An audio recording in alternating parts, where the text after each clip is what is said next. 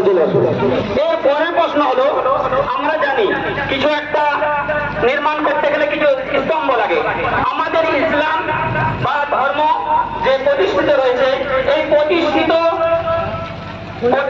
বা এর স্তম্ভ কি কি প্রমাণ সহ কে বলতে পারবে?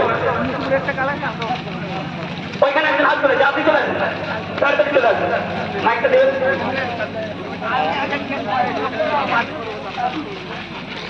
ইসলাম পাঁচটি ভিত্তির উপর প্রতিষ্ঠিত। বুখারী শরীফ, কিতাবুল ঈমান, ঈমান অধ্যায়ে 7 নম্বর হাদিস, আইনজীবী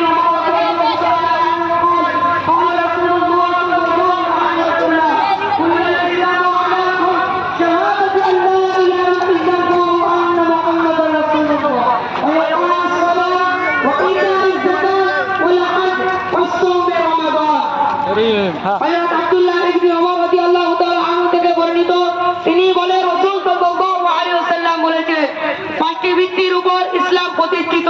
সাক্ষ্য দিয়া যে আল্লাহ